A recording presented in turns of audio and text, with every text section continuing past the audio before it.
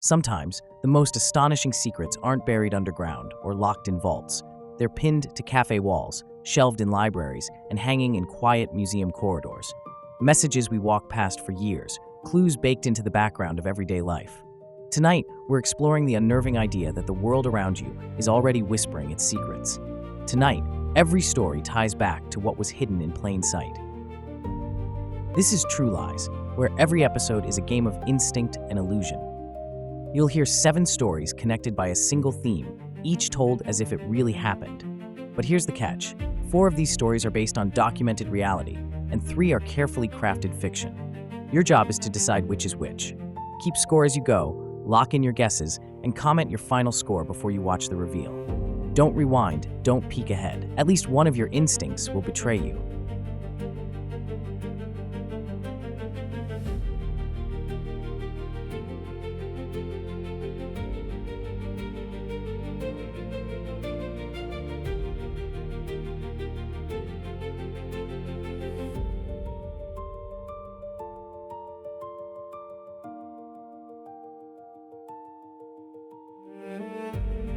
Let's begin. Story 1 waits in the quiet stacks of a college library, where a strange manuscript hides more than ink on the page.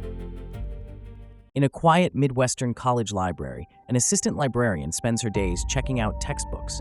But at night, she opens her laptop and dives into high-resolution scans of the world's most mysterious book, the Voynich Manuscript. While famous experts chase meaning in its looping symbols and strange plants, she fixates on the margins. Page numbers, smudges, and scratches that most people dismiss as background damage. One late evening, under the yellow glow of her desk lamp, she notices something odd: tiny hooks and extra strokes on certain page numbers that don't match the rest of the handwriting. Curious instead of dismissive, she prints the pages, circles each irregular mark in red, pins them to a corkboard, and starts a meticulous spreadsheet logging page numbers, mark shapes, and the first Voynich character on each page. Patterns slowly emerge. Whenever a mark appears in a specific spot on a numeral, the first symbol on that page is almost always the same peculiar Voynich character. She realizes the page numbers might hide a second numbering system, tiny intentional strokes acting as signals that map to certain symbols, forming a rough substitution key for the bizarre script. Testing her key across many pages, she finds repeating symbol clusters near drawings of plants and women in green baths, hinting at herbal remedies, bathing cures, and women's health in a lost medical botanical dialect. Unsure anyone will listen, she writes a careful report with screenshots and data tables, then quietly posts it to a specialist mailing list where medievalists and cryptologists trade ideas. Months later, a computational linguist runs statistical tests on her data and announces that the damage marks cluster-like intentional markup, not random wear, confirming her hidden code is likely real. She still shelves books and helps students with citations, but on her wall, she pins the linguist's short thank you email, a quiet reminder that an ordinary librarian changed the Voynich debate from her tiny campus office. We leave the library behind for fluorescent lights and food court echoes. Story 2 steps behind the mall mural no one ever questioned. In a half-empty 1970s mall that smells like old popcorn and bleach, a midnight demolition crew is ordered to tear down a cracked, disco-colored mural by the food court that everyone ignores but no one has ever replaced. As panels crash onto plastic sheeting and workers joke about mold and bad art, a pry bar hits something wrong, a sharp metallic clang, revealing not cinder block, but a tall steel door painted the same bland colors as the wall. Security, the night manager, and a stack of dusty master keys crowd around. An ancient key finally turns, and the hidden door exhales stale, decades-old air into the buzzing fluorescent light of the empty food court. Flashlights cut through dust in a 10-foot room lined with mildew-stained file boxes, all focused around a heavy fireproof safe in the middle, its dial lock untouched and its handle still wrapped in brittle blue tape.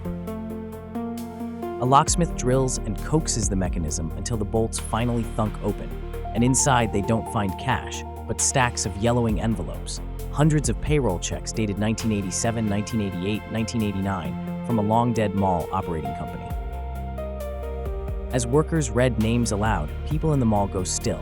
A janitor hears his uncle's name, a pretzel seller recognizes her grandmother's, and a guard spots his mother's old friend, unpaid ghosts from the mall's past payroll. Photos of the cracked mural, secret door, and piles of checks explode across local social media, drawing reporters, ex-employees with faded badges, and families who remember bounced paychecks, and a mysterious owner who retired and then simply vanished. Investigators sift through ledgers and bank records, concluding the owner likely printed paychecks he couldn't cover, locked them away instead of handing out bad paper, then dissolved the company and left, while new management painted a cheerful mural over the crime. Lawyers and labor officials deliver the gut punch. Statutes of limitation have long expired, the company is dissolved, the bank accounts closed, and legally the checks are now just worthless paper, turning long-awaited justice into a second theft. The mural is replaced with neutral paint, the hidden room becomes a labeled storage closet, and as workers haul away the empty safe, one pauses, hand on scarred metal, wondering how many other secrets sit hidden behind everyday walls we walk past. From shopping corridors to museum halls, Story 3 hangs on a wall where the frame was seen, but the truth was not. For nearly 30 years, a small European museum hung what everyone thought was a fake Van Gogh in a quiet stairwell corridor, where tourists hurried past on their way to the cafe and restrooms. Back in the late 1970s, the cash-strapped museum politely accepted the painting as a school of Van Gogh imitation, insured it for little, and placed it on two simple hooks with no glass, no guard, and no alarm. School groups, tourists, and art students treated it like background decoration, snapping quick photos, sketching it for practice, never imagining that the thick, swirling colors might be the real hand of Vincent van Gogh. As the years passed, thousands of casual snapshots of this copy quietly spread online, buried in travel blogs, early photo-sharing sites, and social feeds, always labeled as an unimportant imitation in a minor museum. In 2012, an art history graduate student studying brushstroke patterns zoomed in on one of those random web photos and saw something that shouldn't have been there. The nervous blues, acidic yellows, and layered strokes she knew from real Van Goghs. Knowing that Van Gogh's Arles paintings used a very specific mix of pigments, she compared online images, stroke directions, and color layering, slowly realizing that this supposed copy behaved exactly like authenticated works from the late 1880s. When she wrote the museum, curators were politely skeptical, used to wild claims, but her overlays, pigment research, and references to recently re-authenticated works like Sunset at Montmajour finally convinced them to allow a full technical examination. Under harsh lab lights, X-rays and microscopes revealed Arles-era pigments, reused canvas, hidden sketch lines, and paint layers that matched Vincent's known habits so closely that outside experts one by one agreed this was an original Van Gogh. Overnight, the forgotten corridor painting moved into a climate-controlled gallery behind alarms and cameras, its label quietly upgraded to one electrifying word, authentic, and its insurance value soaring into the millions. People around the world suddenly realized their old holiday snapshots showed a masterpiece hiding in plain sight, proving that sometimes the only difference between copy and treasure is a curious mind, a zoom button, and a question nobody asked. Now, descend underground. Story 4 rides the subway, where numbers in cold ceramic may be more than decoration. Every evening at 6:12, Daniel rode the same New York subway home, barely noticing the blur of white tiles and black number plaques sliding past his usual spot by the door. One stalled Tuesday, trapped by a flickering light near an East River station, he finally really looked and noticed that the numbered plaques and the tiles between them followed a strange, repeating pattern. Curious, he counted numbers and tiles over several rides, tried the simple A=1, B=2 cipher on his phone, and suddenly uncovered a hidden message spelled out by the plaques. Stop there in rain, drain 47, East River.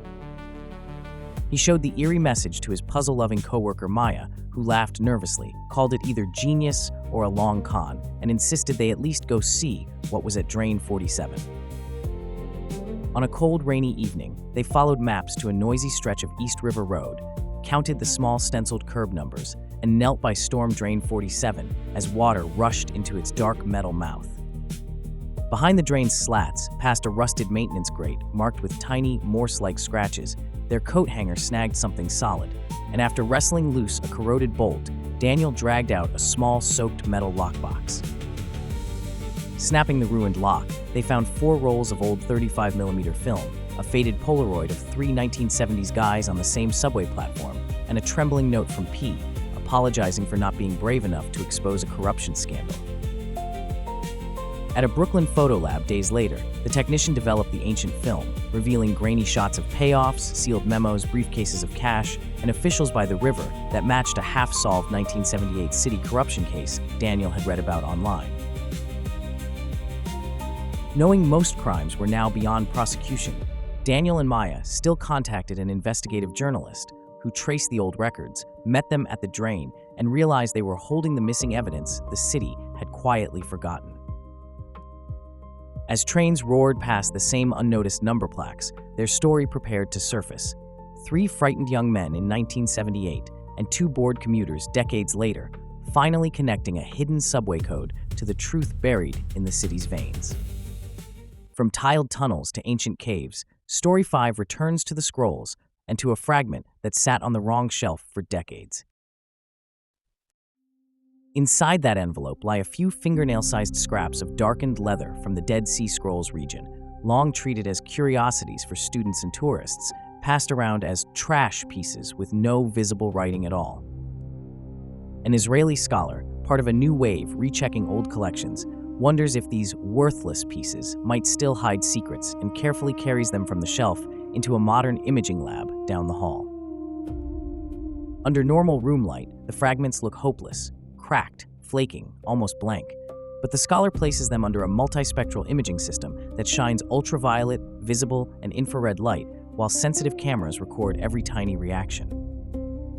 As the wavelengths shift and the lab lights dim, faint ghostly strokes appear on the monitor, and thin, nearly invisible lines suddenly sharpen into ancient Hebrew letters that no one has seen clearly for almost 2,000 years. Digital enhancements connect curves of ink across separate scraps, and the team realizes they are reconstructing lines from a known biblical book already found at Qumran, now emerging piece by piece from fragments once dismissed as useless.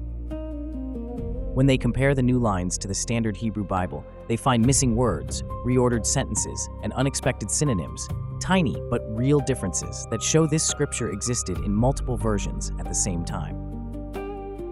These fragile fragments prove that during the Second Temple period, the text of the Bible was still fluid, copied and recited in slightly different forms, long before later scribes pushed it toward a more fixed, standardized version.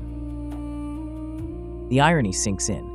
For decades, world-changing lines of scripture sat on an open shelf, casually shown to visitors as odd relics, even as scholars debated questions that these nobodies could have helped answer. This discovery, born not from a dramatic cave expedition, but from re-examining forgotten scraps with new technology, reminds us that history can hide in plain sight, waiting for someone curious enough to look again. We come back to the present, to coffee and conversation. Story 6 waits on a postcard wall, hiding a confession in colorful clutter. In a cozy Kreuzberg cafe, where secondhand chairs wobble and an old espresso machine sighs, a single wall is drowned in postcards. Sun-faded beaches, neon skylines, strangers' handwriting stacked like quiet, colorful noise. Lara, a 29-year-old graphic designer who treats this place like her living room, sips her Americano and absently reads the wall until a Paris postcard hooks her. The weather over the bridge was better than expected. Days later, another card catches her eye, this one from Prague, older ink, different handwriting, yet the same odd phrase appears in German, Das Wetter über der Brücke war wie bestellt. Curious now, Lara starts hunting. Budapest, London, Florence, Lisbon, every card from a famous river city whispering about the weather over the bridge in different languages, until coincidence begins to feel like choreography.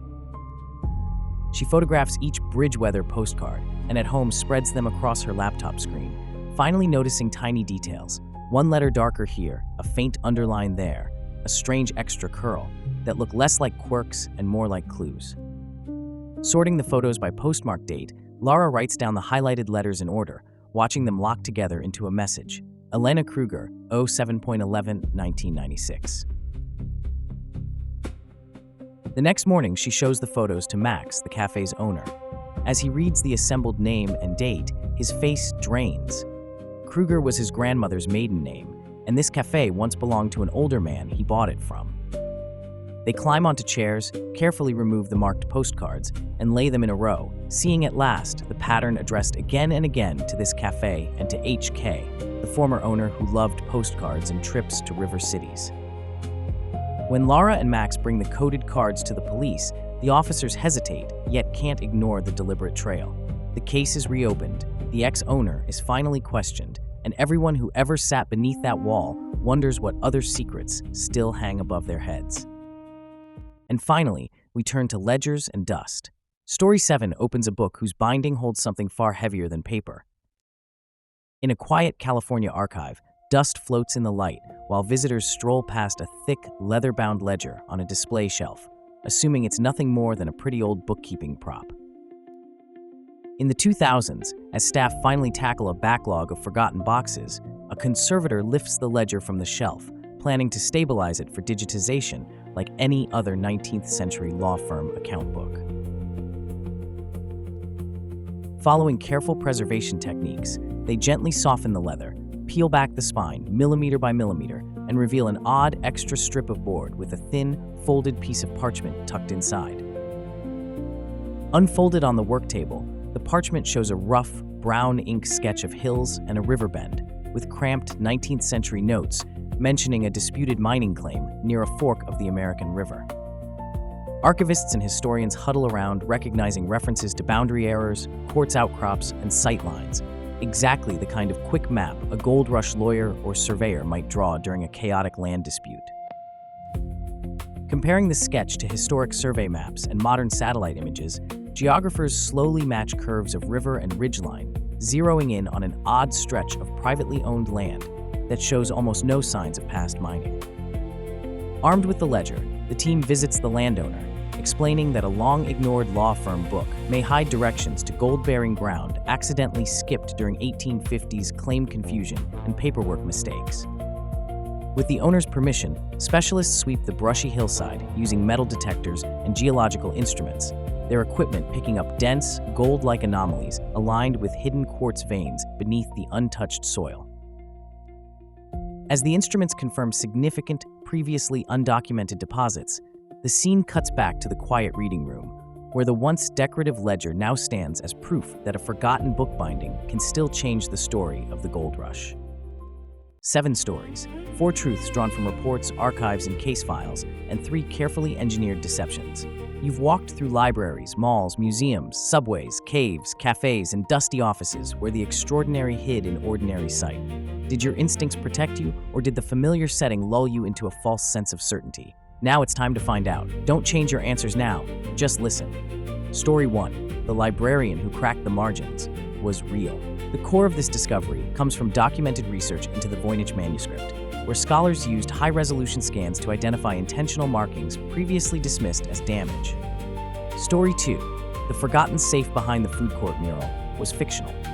We built this one by blending real-life abandoned malls, payroll scandals, and hidden rooms into a single plausible late-night construction find. Story 3, The Van Gogh That Hung in the Wrong Room, was real. Art historians have authenticated misattributed Van Gogh works after decades on quiet display, supported by pigment analysis and museum records. Story 4, Numbers in the Subway Tiles, was fictional. This story stitches together elements of urban treasure hunts, cipher puzzles, and historic corruption cases to create a subway mystery that feels like it could headline the local news. Story 5, The Scroll on the Wrong Shelf, was real. Researchers using multispectral imaging have indeed recovered new lines of biblical text from overlooked Dead Sea Scroll fragments cataloged as insignificant. Story 6, The Postcard Wall Confession, was fictional. We designed this as a modern folk legend, inspired by real cold cases, cafe decor trends, and the idea of coded messages hiding in everyday public art. Story 7, Gold in the Bookbinding, was real. Historical societies and archives have documented valuable maps and documents concealed in old bindings, and in this case, survey work confirmed significant gold deposits where the forgotten map pointed. How many did you spot? Share your score and tell us which story fooled you the most. Then come back next time when TruLies hides the truth in a brand new disguise.